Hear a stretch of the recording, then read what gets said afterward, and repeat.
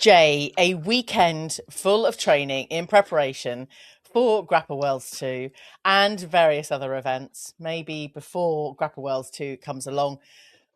Talk to me about your training schedule and what you've been up to.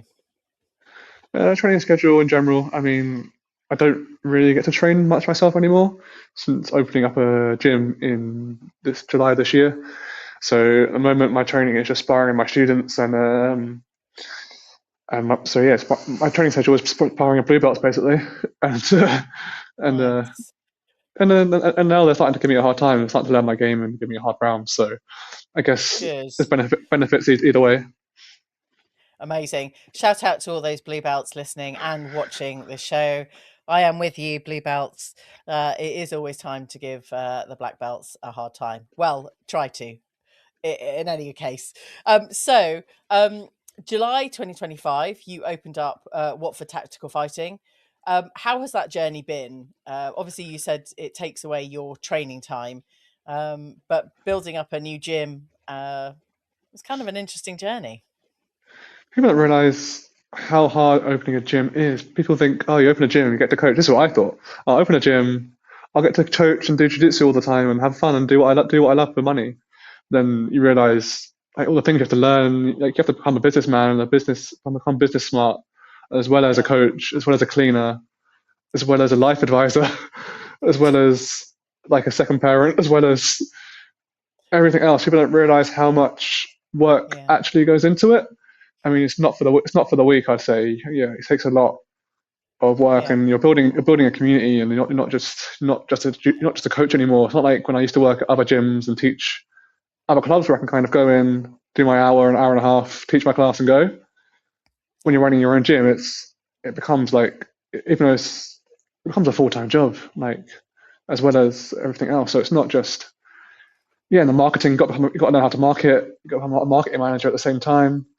Yeah. It's a multi-skilled job. Like gym owners don't get enough credit and respect. I don't think. Like especially the big successful gyms, like how they've built themselves up. People don't realize how much it probably has taken out of them to get that far.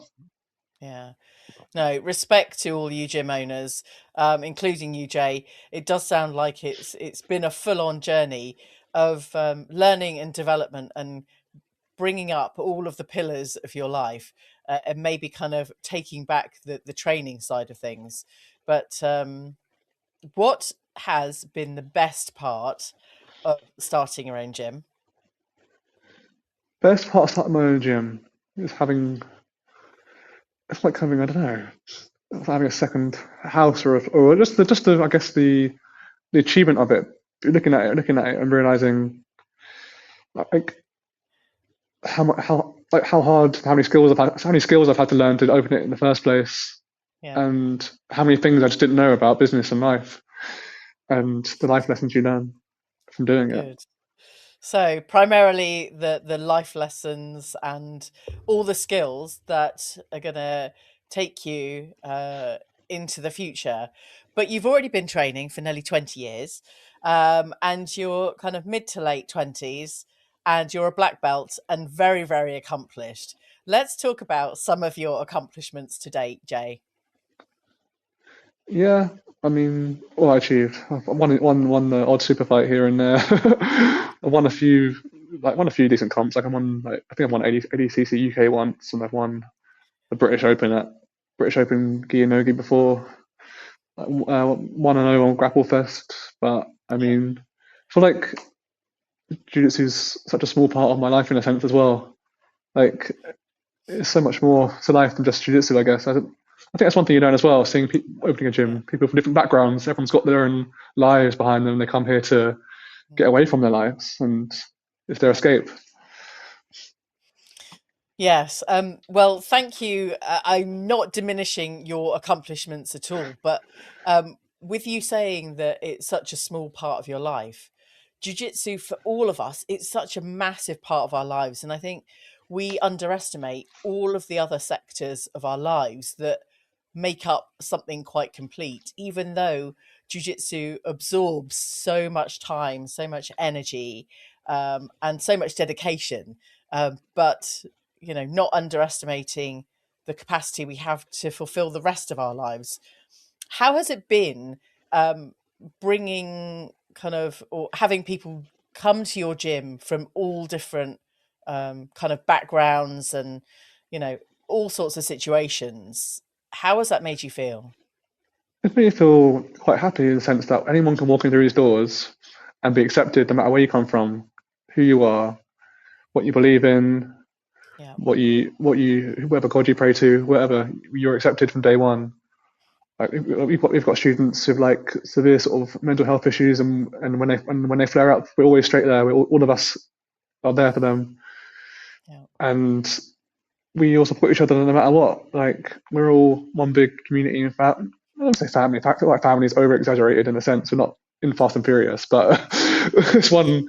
It's a community. It's a community of guys and bros. We've got girls too, but even the girls are like they're all part of us as one. Yeah. And we're all there for each other, and it's one big support network, if anything. Yeah. Like it's violent cuddle therapy in a way. I love it. Love it. You have so many other aspects to your life. But let's talk about, I guess, your kind of engineering and your tech background. Because whilst you're accomplished in jiu-jitsu, that also usually means you're accomplished in other areas of your life as well, because we have a skill of being able to spin plates and balance life. So if you're excelling in one area, usually what I found is that there are other areas of your life that you might not talk about, but you're also excelling in. Talk to me about some of the tech stuff, because when you sent over your notes before our recording, I was like, he's put tech geek. Oh my goodness, I need to talk to this person. But you know, anyone that is in technology, you know, some of these things go hand in hand, especially if you end up training jiu-jitsu and you have a tech background. I feel that's a double whammy. Jay, tech. Yeah, I mean, I think I remember who it was. I think it was Vanessa English a while ago. Released the video about jiu-jitsu tech guys. I think That it's a was where common. my head went. That was where my head went. Yeah, I think she released a thing a while ago about it. I was like, must be a common trait, jiu-jitsu guys being tech guys. But I feel, I guess they're both very systematic type things. So both, I guess, the brain kind of can relate to both of them. But when you got, especially when it comes to problem solving, but yeah, I mean, when I'm at home, I just sit there researching phones, computers, computer parts, AI, just wondering, just looking at things being torn apart and put together, and just wondering how it works. Like, I'm just constantly keeping up with the latest technology as well, and just seeing how it's evolving over the years. Especially how far I look at phones, especially how far phones have come in the past. However long, Yeah. I still remember. Remember my first was it Nokia 3310 and I knew you were going Sony. to say a Nokia. Yeah, I had and that. my I had that. yeah, and my Sony Ericsson, Sony Walkman, was it Walkman? Yeah, Walkman. Yes, I've got lots of tales of tech from those days. Um, but the kind of education from, you know, watching YouTube, watching things being taken apart and maybe built back up again, sounds like an interesting concept that relating to jiu-jitsu, probably. it's true because I have applied that concept of watching things be taken apart to jiu-jitsu, especially when coaching. It's the ability to reverse engineer, and Yeah. that's how I build PCs. But I learned to build PCs just from watching things be taken apart and put together again. Like no one ever taught me how to do it. I just watched people take it apart and put it together so many times.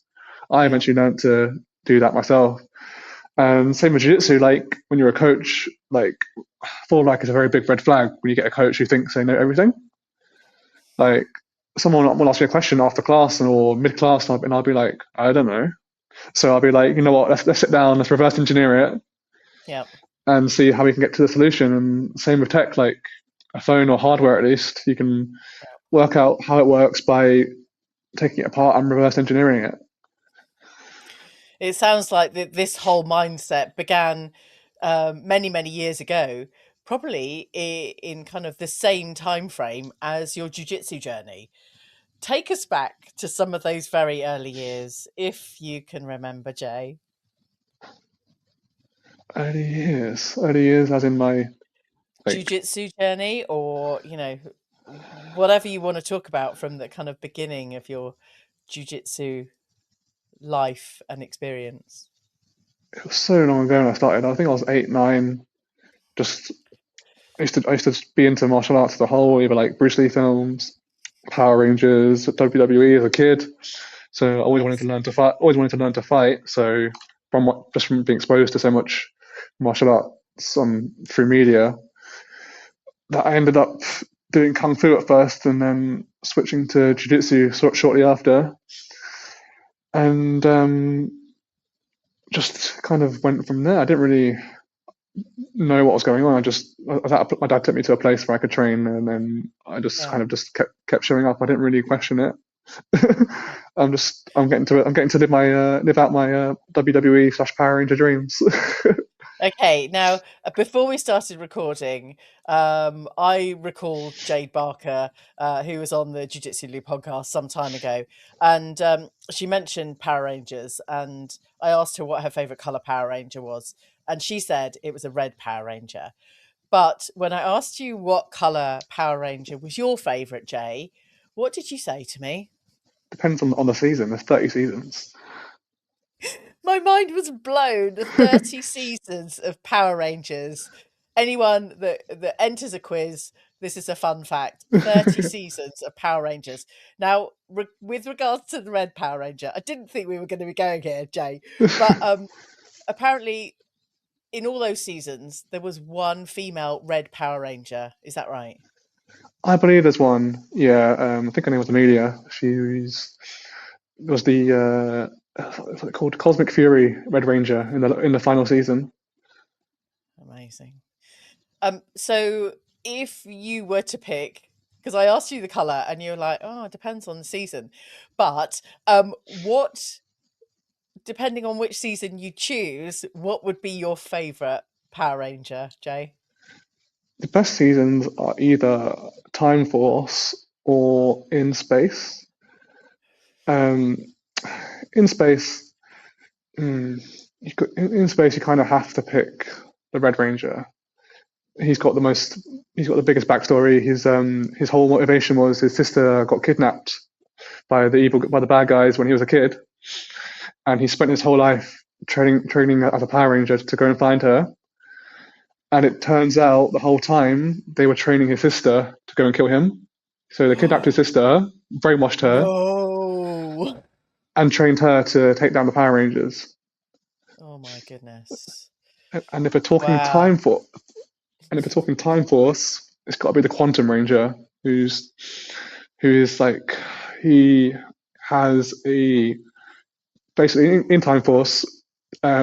It's set in the year 3000. Humanity's reached perfection, and anyone who's not perfect is considered an outlaw or a mutant. So the Power Rangers in that season, they basically used to go around. They were kind of like, sounds bad, but they were like kind of like future Nazis. The Power Rangers, the Power Rangers were kind of the Power Rangers actually the bad guys in that season. Yeah. So anyone who's not perfect basically is a criminal or an outlaw. And basically there's one sort of network of non-perfect humans left to take care of. Yeah. And they run away to the past. These mutants, they call them. So then the Rangers go back to the past themselves to track down the last sort of group of them. Yeah. And they get stuck in the year 2001 because their time machine breaks. And basically, they find this guy who.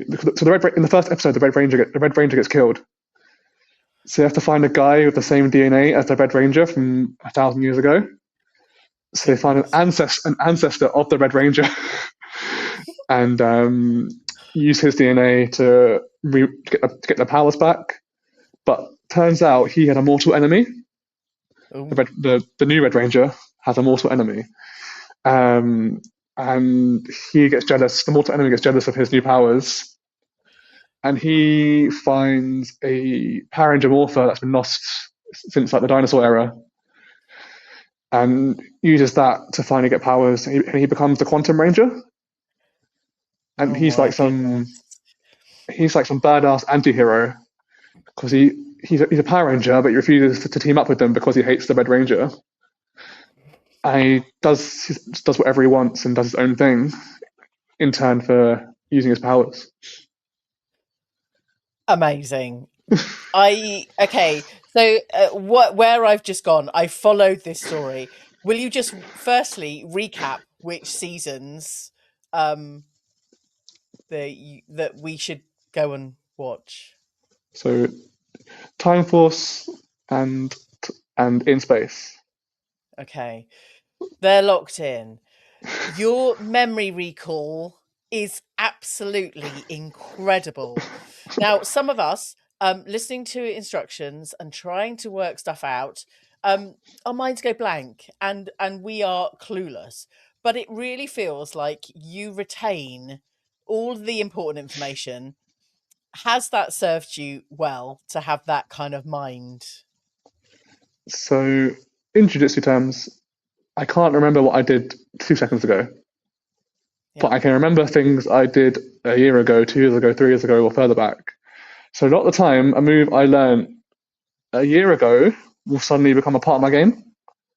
I'd be like, oh, I got shown that a year ago, but now it's suddenly working and training, or I've suddenly started doing it. Like, where did that come from?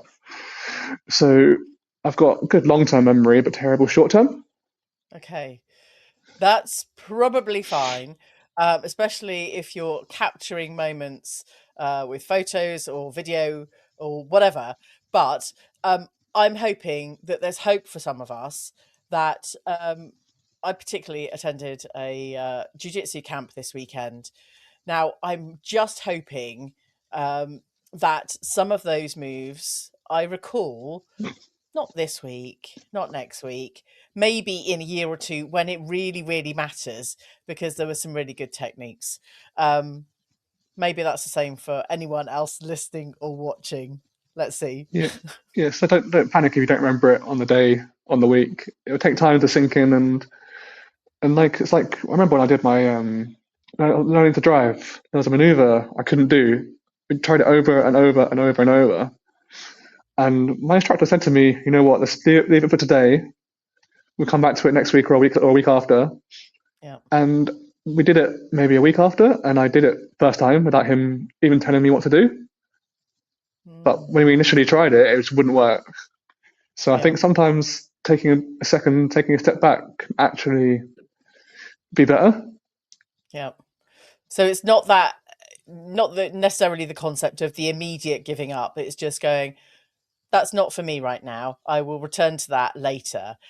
So, the word resilience keeps popping up for me, but it sounds like that this whole learning, coming back, not giving up, just continuing to keep going, but trust in the way that you take in knowledge and information. You don't force it. Like sometimes it's just not for you. So don't force it. Yeah. And what will be will be. If it sticks, it sticks. If it doesn't stick, it doesn't stick. Yeah. But also depends on the way, and sometimes it's the way you're being presented the information too. Like sometimes people present taking information from doing. Some take it from watching. Like I know I've seen people say they can watch technique and they can do it straight away. Whereas me, I've got to do it quite a lot of times before I can do it and even get it close to coming off in sparring. So it's the way you're presenting the information too. I know there's this whole new, like, what's it called? Like an ecological approach and all that stuff. And like, I mean, that's all well and good, but not everyone will learn that way. And I feel like I try and apply all the different teaching styles in my classes. Nice. Like, obviously you can't please everyone, but I'd like to think every session I teach is something for someone there. Good. Incredible. I am slightly overwhelmed. I feel like I need to come back next week. However, I'm not going to come back next week. This is the Grapple Worlds podcast with me, Lou Temlett, coming to you from the UK. The sponsors of Grapple Worlds 2 are Zebra Mats, Soul Taker Fightwear, Grapple App, Pure Recharge, 10th Planet Banbury, and 10th Planet Milton Keynes. Go and follow them all over on Instagram. And as always, check out the clips on YouTube, Instagram, and TikTok at grapple_worlds. And go and buy your tickets for the event on grappleworlds.com for Saturday, the 28th of March, 2026. Today, I'm having a chat with Jay Herridge. Now, Jay, I'm absolutely loving this conversation. I never know how conversations are going to go. I don't have set questions, and I'm always intrigued to find out a bit more about the person that I'm speaking to. But let's focus on your match for Grapple Worlds 2 against Johnathan Lewis from 10th Planet Banbury. How are you feeling about this matchup? It's going to be intriguing. I'll fight anyone and everyone. Like, if someone's grandma wants to challenge me, I'll take him for a match. So yeah, I'm just quite excited for it, and not going to say I'm going to win, not going to say I'm going to lose. I'm going to go out there, do my jiu-jitsu and do my stuff, and we'll see what happens. Nice. Let's recap on Grapple Worlds 1, because that was a little bit of a journey, Jay. Yeah, Grapple Worlds 1. So that's a bit of a journey. So yeah, I had three or four opponents pull out. Yep. Clearly I'm a scary guy. I don't know what I did, if I offended their parents or something, but or the whole family. But yeah, three or four people pull out, and luckily someone who was roughly my weight and who's also a black belt, their opponent pulled out too. So it was a very last minute matchup. But I guess it makes sense because we were both probably training for the event anyway, because we were both expecting to compete. Yeah. But luckily, it turned out we're both black belts and both similar weight, that we managed to compete against each other anyway. So good. Well, it was fantastic that you had a matchup, and that match was against Jack Hampshaw. What felt kind of good, interesting, any other of those kind of adjectives with regards to Grapple Worlds 1, and why should people come and watch Grapple Worlds 2? Oh, because you can't watch it. One because the guys who run it are the coolest guys in the world. They put a lot of effort into it. The show production's amazing. The venue's amazing. The format's great. It's just it honestly felt like one of the top shows I've been on. Really, it felt like I guess it is, but it is a high level show, and and the production feels like a lot better than most bigger shows I fought on, to be fair. Nice. Well, shout out to Gavin, Nathan, and Ed, and the rest of the team, because I know they all put a lot of hard work, effort, thought, and consideration into everything.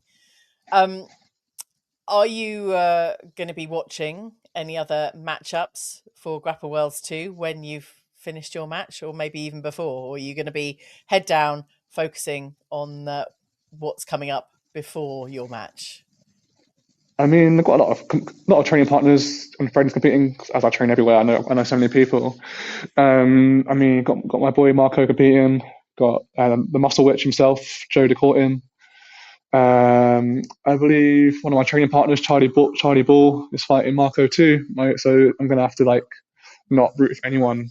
In that match, be sitting there eating some food and being like, "Can you both win somehow, please?"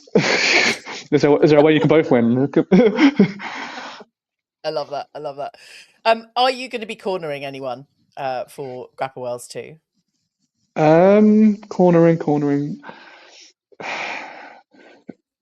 Not necessarily. If anyone wants me to, I will charge £5 per cornering. Anyone wants to be cornered, I'll do it for a £5. I love it. And if you lose, it's £10. Okay. Oh, Jay, this is amazing. So you train all over the place. You've been training at 50/50 and St Albans Jiu-Jitsu this weekend. How effective is from your perspective, training at different gyms and getting that mix of kind of opponents in training? I believe cross training is essential. If your coach says to you, "You can only train here, you can't go anywhere else," then run, run. But just because you need exposure, different training partners, different teaching, different methodologies, different mindsets, different things. You need that exposure. It's like I don't know. You don't go to pump gym or to whatever gym, and they're like, "Oh no, you can't go lift weights anywhere else." So, like, say you need a certain machine to achieve your personal best at a gym, you find another gym with it. Maybe you just have to go where you have to go to get the training you need. And a lot of the time, coaches should be cool with it. Like my students, all my students, they all train at 3-4 other gyms as well. And I'm like, by all means, go for it and do it. And a lot of the time, they'll come back and be like, "Oh, this guy at this gym showed me this move." And I'll be like, "Oh, never thought of that before." So in reality, it benefits me too as a coach, and benefits me. Yeah. Benefits my students and benefits me because I learn new things. They learn new things. It's like, in a way, we're stealing each other's secrets, but in a way, we're working together as a smaller community because the UK jiu-jitsu scene isn't as big as like America, per se. Yeah. So the UK kind of has to come together to get justice far. So that's good. The analogy that came to mind was shopping for food. Now, we all go to lots of different supermarkets, takeaways, restaurants, cafes, and it's a complete mix. And that's something quite normal. I remember my parents growing up, they would only ever choose to go to one supermarket unless it was a really special occasion, and they'd go shopping somewhere else. But it's that diversity of kind of choice, really, that is part of everyday life in so many other aspects. And I kind of feel like having that style of things. So with your mindset and the learning how to build PCs, breaking apart, building back together, you've applied that to your jiu-jitsu game and probably other areas of your life. Equally, choosing to train in lots of different places to get the knowledge and the ability and just train with lots of different other opponents. Is there anything else in your jiu-jitsu journey that you would recommend any of the rest of us to experience and take part in? Most guys, when they need new experience, they go to testosterone injections. But me, I'm more of a BPC 157 TB 500 kind of guy. I've heard of that. It's just a peptide that massively increases its injury recovery, and my body over the years has got so many injuries and ailments that I need something. Yeah. No, I don't. In my head, it's not steroids. I'm not cheating. It's a peptide. It's a natural substance. Yeah. And all it does is increase recovery time from injuries. And if most guys I'm competing against at the top level are taking steroids, then I need something just to sort of allow me to not be injured so much and have so much downtime from training. Yeah. It does definitely sounds like maximizing your training potential in your very full life. Now, you have a full-time job, you have a full-time gym. Is there time for anything else? I don't. Time, yes. Energy, no. That's interesting. Got it. That's the thing in life. But when you're young, you don't have much money, but you have energy. When you get old, you have time and money, but no energy. But even now, because I'm so busy, when I get home, it's very much just sit there, put WWE on, and just die. Love it. It's all good life experience, but I wouldn't necessarily say time and money happens naturally at an older age. Energy maybe, but everything kind of in proportion throughout, and it's a choice, isn't it? You can choose to have energy. You can okay, that's questionable. Yes, you can choose to have money. Yes, you can choose to have time. that's another podcast. Jay, have you got anything else to add before we go off on another tangent? Because there could be so many topics that we could talk about. Yeah. Anything else you want to add? Not really. Just all I do is work and train and teach. So it's just a matter of being dedicated to the cause. Good. And you seem quite a balanced individual and quite happy with life and how things are progressing and being content, being kind of satisfied, is a positive thing as well, even though you may want to achieve even more than you are already. Yeah, it's just the goal to never settle for less, always settle for more. And like I'm pretty sure I heard something a while ago. So one of the few times the human brain is actually happy is when it's achieving something. As in when we're learning, when we see a progress and achievement, that's when the human brain is actually truly happy and we're chasing that next, I guess, dopamine hit, I guess. Yeah. Always. Nice. Now, we've got a while before Grapple Worlds 2. Is it just a case of life as it stands continuing until that point, or do you have any kind of other competitive super fights or anything else coming up either before or after Grapple Worlds 2?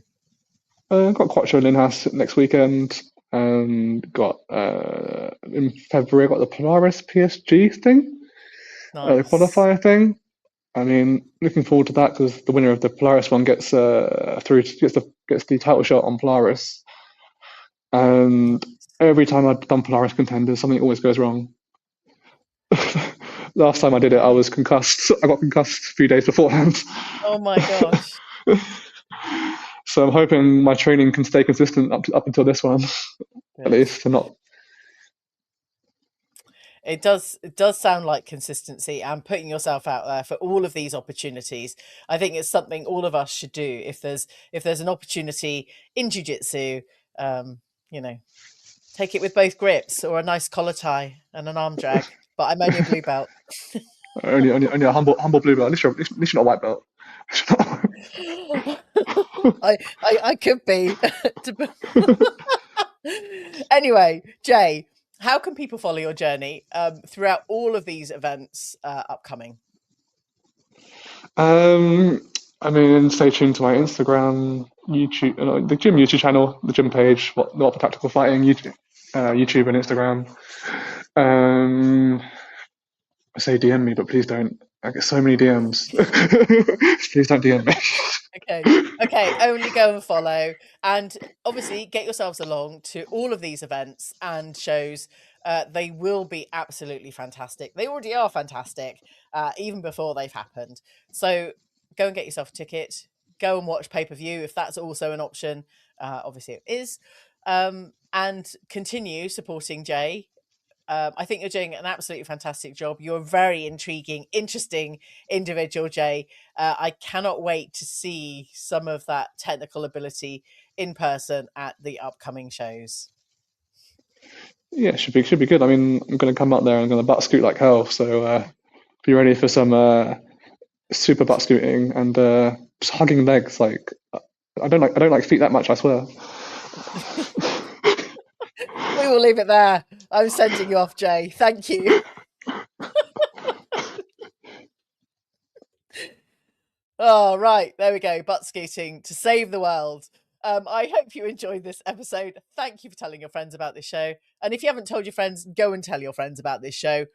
Maybe even drop it a rating and a review. Thanks again for listening. Catch you on the next episode of the Grapple Worlds podcast.